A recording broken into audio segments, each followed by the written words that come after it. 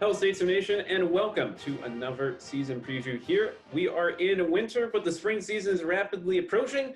And that means it is time once again for lacrosse to get back out on the field, and we are hoping to see more of them this year as unfortunately things cut their season short, but we did get one home game in for men's lacrosse, and that's what we're talking about today as head coach Luke Christiansen joins us here for their season preview. Coach, how are you doing today? Doing great. Just about a week away from our first game, so just excited. Well, let's start with then what happened last year. It was a first for a couple programs, yours included, and men's lacrosse got off to a good start, you could say, including a pretty dominant win at home. And you did get a home game in. So tell us a little bit about the journey through year one for you and the guys. Yeah, so I think, if anything really became evident from our first year is that it was extremely beneficial that we were proactive in everything that we were doing in our scheduling, in our programming, that we were very aggressive and proactive. So being able to get in 6 scrimmages and then also have 4 actual games. So we had a total of 10 actual competitions when it was all said and done was vital, for our young core. Whereas some other first-year programs that were not as proactive, literally maybe had 1 scrimmage in 1 game. So that difference, a total of 8 or 9, competitions is humongous, for a young group. So that's the big thing is that the shutdown really didn't hurt us as a young team. We got in what we needed to get in. It would have been great to get more experience and have some games where we were a little bit more on par with the team. So for the 4 games that we had, 2 were clearly better than us, 2 we were clearly better than them. So we didn't really have kind of that really, coin toss type of game. And so we're excited to have some more of those games this year where, we're really having to learn to win and, pull some things out in crunch time. How do the guys like playing at home? Unfortunately, the girls didn't get that chance, but your guys did, and it was a pretty, I won't say sold out game for that one, but there was a lot of fans. It was spread out between the bleachers and behind the one end zone section, so it wasn't compact, but looked like a pretty good crowd, and they seemed to be enjoying it. No, I thought our game, first and foremost, our game day operations staff did an amazing job, and so we're extremely fortunate to have them. You did a great job with the live stream, and so having that is awesome. And then I think the crowd was great, for being, an end of February game. It was a great day, 40s, 50s. But the crowd size we have and the environment is going to be up there with anybody, in kind of small college lacrosse. It's not football, where you're getting 50,000 people. Small college lacrosse is a couple hundred people. Is a great showing, and that's what we had. And so as we continue to grow and establish ourselves and have some of these conference rivalries where people are excited about them, I think we'll only continue to enhance our game day environment. And then talk a little bit about how your team, who were out traveling about there during spring break when everything kind of came to a smashing halt, how did they take it, and what are some things that you did after you all got back to stay in touch, make sure they were working out during the summer or practicing to some sort on their backyard or something like that? Yeah, so when it happened, we were pretty much back. When it was all starting to happen, I kind of knew it was going to happen, particularly within lacrosse. When I saw that some of the premier D1 lacrosse programs were, halting their seasons, like, all right, this is coming. If they're doing it, why are we not? What's going to make us continue to play? So started to kind of think in that way of making sure that we get everything in. So that week we got back from kind of our spring break trip early in the week. I think it was Tuesday or Wednesday. Gave the guys a day off. Got in a nice last practice. We were hoping to maybe get a game in on Saturday, but we got in that last practice, went and had a nice team meal before and let them know, and they were all disappointed, but it kind of at that point, yeah, it happened very quickly, but I think everybody knew at that point, like this is bigger than us and this is something that we're all just going to have to learn from. From there, staying in touch, pretty easy, especially since that first year of the program, we didn't have any guys on campus. We were just recruiting. So it kind of just reverted into that nature, that full first year where we're just recruiting guys, keeping in touch with guys in that way. We did do a few different things. One thing that was really beneficial for myself and for, our leadership group on the team is being all the different resources you had available, through different workshops and seminars that were happening virtually. So one thing we're able to do is we're able to work with a leadership training program called The Program. And, they were doing it for free. Usually it's, pretty expensive type of thing. But we were able to have them work with our leadership council, work with myself, and kind of really grow in a few ways that has really benefited us this year. And I think that's a lot of people have seen that if you're willing to put in the time this year. I think a lot of people have gotten better. Then let's move into this year. How was recruiting? It was kind of, you could build up to your season as normal in a way, since you then went into summer and into recruit mode, whatever. What has the success rate been? How many guys you got coming in? And a little more about that side of the world for this season. So we brought in a really strong 2020 class. That class was pretty much done, before our season last year. So we brought in 17 guys this fall, and a really strong group, and quite a few of them will be making huge impacts on the field this year. More importantly, the thing I've really been pleased with the young group is it's helped to continue to progress our culture as a team, and really having a solid, tight-knit, blue-collar group. They're doing extremely well in the classroom. The majority of them all have above 3.5s, and so that's great sign. Probably the best thing we did last year was that we were an NAI scholar team with a group of a bunch of knuckleheaded freshmen, so that was a huge accomplishment. And that's only going to continue to go on, in an upward trajectory. If any indicator of, how big of an impact that 2020 recruiting class is going to have on the trajectory of our program is in our one scrimmage this fall, they scored 80% of the goals. And so that's going to be a huge factor moving forward. Well, then let's break it down a little bit. And what have we got on the field this year? And I will let you kind of run through it as you want. If you want to go up the field or by position or by class, or however you're thinking of doing it, introduce us to the 2021 edition of Statesman Men's Lacrosse. Yeah, so we'll start at goalie. And so at goalie, we have Eric Garrigan returning. He did an amazing job as a freshman, did a great job, so he'll be returning. And we'll also be bolstered there in goal with Jeremy Smith being available. He's a senior this year, so we'll be bolstered there with that. So we should have one of the best, two deeps as far as goalie goes in the country. So we're in a great spot as far as that goes. Defense will be, completely transformed from last year. We go from being, kind of holding it together with a Band-Aid on defense last year to, potentially being our strength this year. So we've got Ryan Stuckey is now available at close defense, Pete Heavenstreet, Chris Lauderdale, Caden Miller, Anthony Abramoff, Ethan O'Connell, Nolan Crouch, lots and lots of depth there at the close defense. And so I'm really excited about what they're going to be able to do there.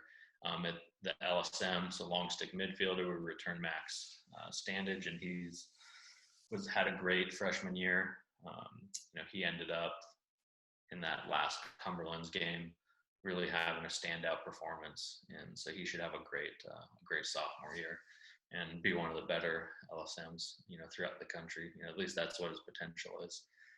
Midfield, so midfield, we're very talented, deep, and athletic, and one of the importance there is the difference between good and great teams is a dominant midfield, and there's not a lot of dominant midfields in the league currently.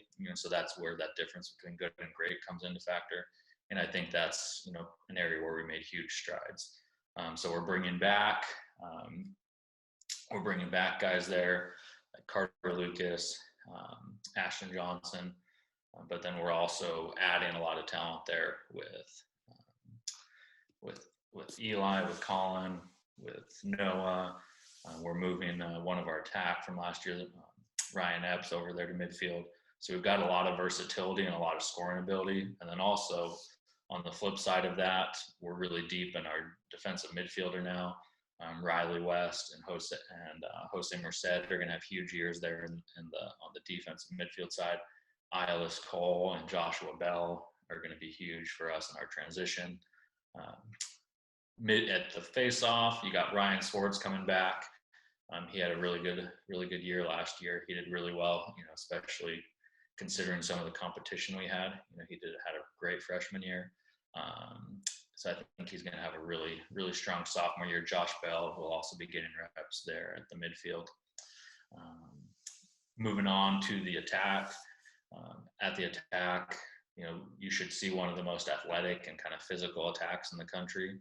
And so that'll kind of be the calling card of that. And so you'll see Brady Trelaw, Boston Romero, and Tim Pennington kind of anchoring the attack there. So yeah, that's kind of everything. Hope I didn't leave anybody out. What's kind of the look on the special teams? I know it's not quite hockey, but that's where I'm from. And you have essentially a penalty kill and a power play. And how have those shaped up so far in this new season? Yeah, and so that's something where, we don't spend a ton of time on that in the fall, just if you're looking at kind of analytics side of it. If you're only getting 3 to 5 opportunities of that, so it's 5% of your possessions, we don't spend a ton of time on it. But the bigger thing is that we should be much more, so as far on the offensive side of our man up, we should be much more effective this year based upon our shooting ability, and that we're going to be a much more efficient shooting team, taking high percentage shots. So that should continue to improve. And then the same conversely on the defense, just having the personnel, having the depth, that will be vastly improved, and just having a much better IQ and understanding on defense will go a long ways. Well, then let's move on to who this team will be playing this year. You've got another full slate of games, including some top-end competitions. So we did a press release about it. So if you go to statesmanathletics.com, you can read about it there. But I'd like to hear from you. What do you think about the schedule? And your first 2 games obviously will be away from home. So what do you got coming up here? Yeah, I'm extremely excited about the schedule, and I believe we are playing more games than anybody in the NAI. We currently have 17 scheduled. Obviously we can't control what other teams are going to do, but I feel really good about where we're at and the schedule we put together, and that we're going to have an opportunity to do something special of going out and playing a full schedule and playing a really tough schedule, so that we're not shying away from it. We're not using, the COVID excuse of, well, it's COVID, so let's, save some money this year and just play conference only. For me, it's extremely important that we provide our student athletes with the opportunity to grow this year, that we're going to invest in them because they don't get this time back. And if you look at it, kind of this compounding effect with COVID, and I'm kind of going on a tangent. It can be, a huge detriment to your development if you're not, really being deliberate with getting in this experience. So right out of the gates, we've got Reinhardt. So they're the 3-time defending national champions, and they bring back pretty much everybody. So they're essentially a team of entirely 5th-year seniors. The nice thing this year is if you look at the personnel, we have the horses to match what they have, but we're a bunch of freshmen and sophomores, and they're a bunch of 5th-year seniors. So that's the difference. So that'll be just a great challenge to see where we're at and see where we need to get to compete, for championships. And so I love starting off the season in that way. So we have a great barometer. Then we go to North Carolina to play Montreat, and that'll be a great game. Go to Tennessee Wesleyan. They are always a super tough, well-coached team, and so they're going to be a great test for us to finish up that trip. Come home, have a little bit of time off, be able to, watch some film, get the guys ready for the next trip. Then we go to Mount Vernon Nazarene. So that's who our last game of the season was last year. And so that'll be another tough. They did a really good job in recruiting. They got in some really good transfers, so they will be much improved. So that'll be a tough game. And then we go play Indiana Tech, who's I believe they're top 5. Coaching poll just came out. I believe they're top 5. So that'll obviously be a great contest for us. And then from there, we're getting into conference play. We start with St. Ambrose. St. Ambrose is probably one of the 2 or 3 best teams in the conference, as far as what they're returning. You could make an argument they're top 2, that they're bringing back everybody. They're young and really talented. So that'll be a great one. And that's our first home game at the beginning of March.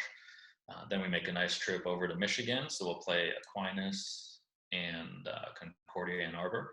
Aquinas is always a top 10 team, so there'll be a great challenge. And Concordia is a really tough, talented team that's brought in a ton of talent over the last few years. So that kind of rounds out our out of conference. So that's going to be a great test for us and a great opportunity. If we respond and we go out and perform, we should be able to make some waves. As far as the national scene goes, so the opportunity is there, and that's all you can ask for as a player and as a program is to go have those opportunities, because not everybody has that this year. Especially with some teams going conference only or going very minimal, not testing themselves, not putting their players on a stage to perform and really showcase their ability. So that's where it's really exciting this year. Yeah, I was talking to head coach Luke Bentley in men's volleyball, and their conference got harder with a couple additions to the heart for men's volleyball, and he kind of said the same thing about making sure you get out and play those tough teams so that your team can develop. Speaking of conference, what is the KCAC like? Of course, William Penn mostly in the heart of America, but KCAC affiliated for lacrosse because not enough Hart schools have that program yet. So what are the teams in the KCAC going to bring? Who's going to be near the top? Where do you think the states will fall kind of in that pecking order? So the KCAC, historically was a weaker conference within the NAIA, but I believe it's turning into one of the deeper and more talented over the next couple of years. I think it's going to be a really great conference. So you start off, I'll focus on the teams that are just going to be tough this year. So Columbia, they're the clear favorites, coming back. They're in their kind of 4th year, right? So when we're in our 4th year and all of our freshmen that have come through are seniors, they're at that stage right now. So they're primed. They were the clear best team, last year. So those are the teams that you feel, really bad for about the cancellation last year. But they're returning everybody, so they should be really tough. As I mentioned, St. Ambrose will be really tough. I don't think they lost anybody. Benedictine won the conference the last time, it was concluded. They have lost, a decent amount of players. They had a coaching change, which will probably be a net positive for them. So they should be really strong as well. From there, Missouri Baptist, great coach, strong story program, probably the oldest program in the Midwest as far as NAI lacrosse goes. So they're always really tough. Ottawa is going to be a really tough team, athletic, physical, well-coached team. So they'll be in the mix. So those would be kind of the ones, really look for there. But the big thing is I think it's just going to be exciting. There's lots of teams with a lot to prove this year. So every game's going to matter. Then what are you looking for this team to do? Obviously, year 2, you've checked all the boxes. You've got the first win, the first goal, et cetera, et cetera. So now it's time to buckle down and, as you said, develop, take the next step. So what are you kind of hoping for to get out of this team this upcoming season? Yeah, our goal is that we want to be in the mix, whatever that means, whatever we're able to accomplish this year, but we want to be in the mix within the conference. We want to be, in play. And the thing we have to remember is even out of all the first year teams, we're the youngest. Out of all of them, we brought in the least amount of transfers. We're the youngest team. So as the season goes along, we have the greatest upside of anybody, and we also have the biggest schedule. So it gives us a great opportunity to improve throughout the season and have the highest ceiling. So that's my biggest thing is we want to be playing our best lacrosse at the conference tournament. And if we do that, I believe we're probably the most talented team in the conference. It's just we're the most inexperienced. So if we can be playing our best lacrosse in the tournament, then we've got a great chance to make some things happen this year. We're hoping that you are able to do that. Again, we only got one home game out of you guys, and not only do we want to see more of the women's side this year, we love to see more men's action out there at Statesman Community Stadium. And until you return for your first home contest, do you remember offhand what day that one is? The first one should be March 3rd, I believe. All right. Well, Statesman Nation, go out and get your tickets once the March slate of games are available. You want to get out to Statesman Community Stadium and see men's lacrosse in action. And Coach, until then, best of luck. We'll be watching your games out on the road, and have a great second season. Perfect. Thank you. Thanks for all you do.